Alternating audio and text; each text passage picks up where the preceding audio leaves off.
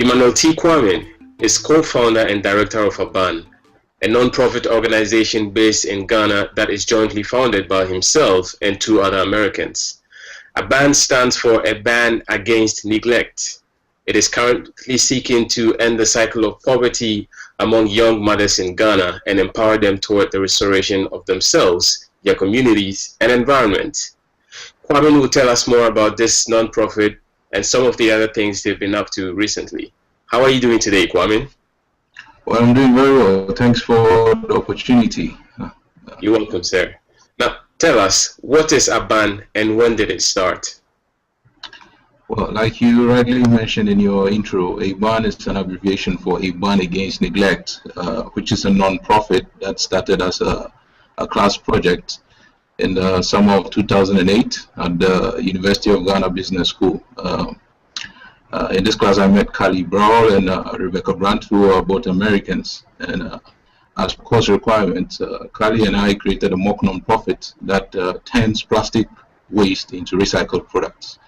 Now, after volunteering with 2 non-profits at the time, that improves the condition of street kids, Kali, Rebecca, and I decided to use plastic waste to turn around the situation of these kids. Essentially, today, ABAN successfully provides these kids the opportunity to earn a fair wage, recycle the plastic waste into hand-sewn products, and specialize in a marketable skill. You seek to empower women, but are women the sole target of this initiative, or is there room for men also? Women are our main beneficiaries because you know the cliche: you educate a woman and you educate a whole community, and you curtail a situation where you have a second generation of street kids. So that's why we tend to focus on women. But we do have room for men.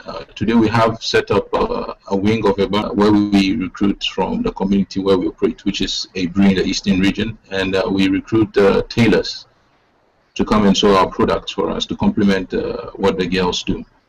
And men are part of the tailors that we recruit. So we do offer employment opportunities to men too. Interesting. So when you say tailors, you're referring to dressmakers, I assume? Yes, dressmakers, but our products are not clothing, they're not dresses. They are mostly gift items. You have tote bags, makeup cases, pencil cases, just different gift items. But these people are professional tailors. They do make dresses. Only when they work for ABAN, they make ABAN products. Interesting. Now, have you or are you considering partnering with any environmental awareness organization or women empowerment groups, whether in or outside of Ghana?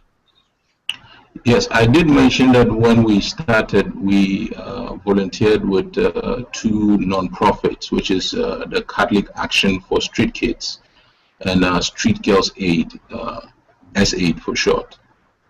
These organizations, especially Street Girls Aid, serves girls who get pregnant on the street. They rescue them and offer support for them until they deliver successfully, and then they repatriate them back to their communities. Now, what happens is that when you send a girl back to her community, in no time she lands on the street again because she's not, supportive of herself. So we came in to complement what Street Girls Aid does, and today that's how come we are able to provide support for these girls too.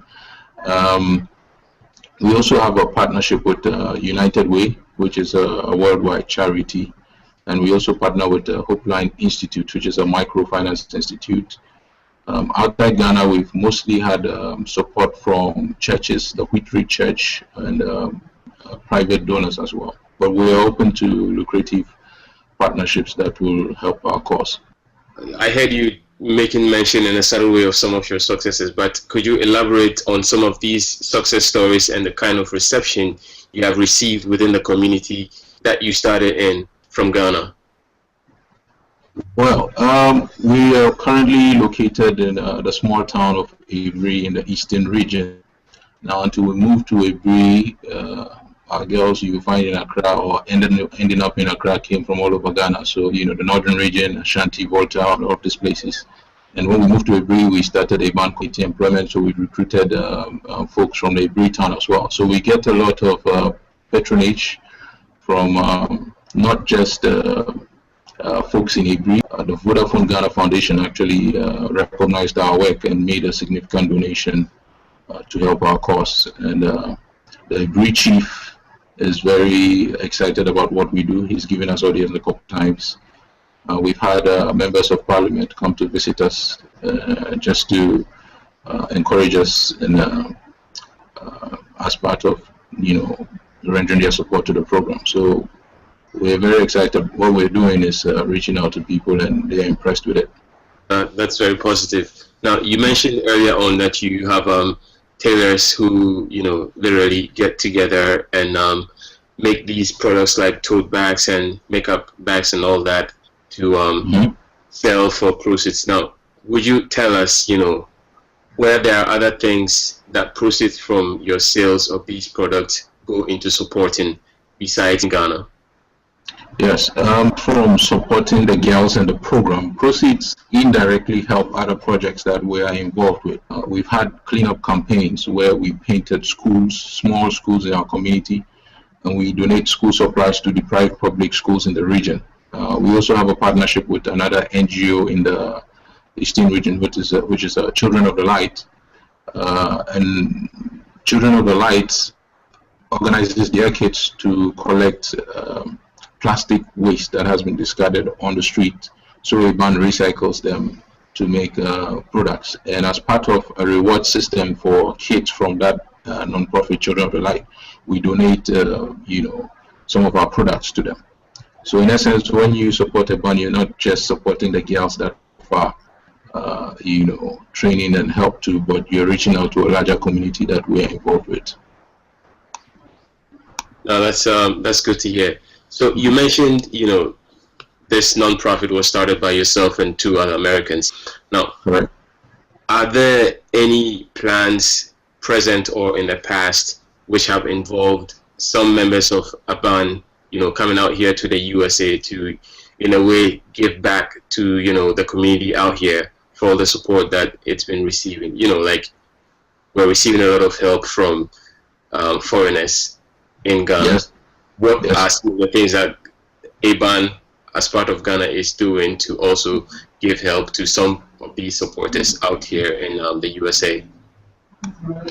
Well, we've taken advantage of technology, so we've not had any of the beneficiaries come over to the US to say thank you in person, but we've done a lot of Skype meetings with donors and just supporters from the US.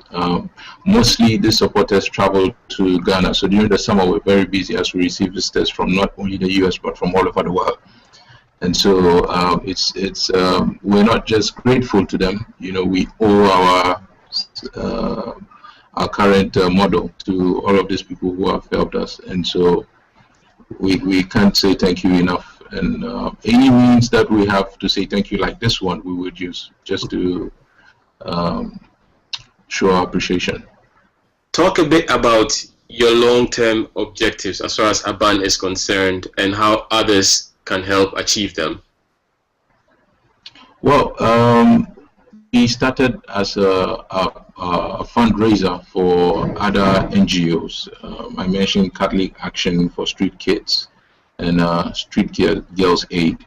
Today we've set up and we are offering support to these folks, but we want to extend. It's not okay to stay in a small town in Abri and just offer support to as many people in that region. We want to be able to spread out and offer support to 50 to 70 girls at a time per every program that we run.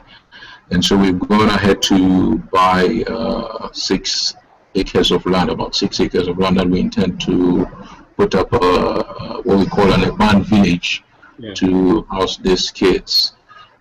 Turn the program into an entrepreneurial project so that the girls don't come and develop the entitlement mentality, but they actually come and learn basic life skills and functional literacy that they can use to propel themselves outside the ABAN program. And so we're looking for help with actually putting this together so it's possible to reach more girls.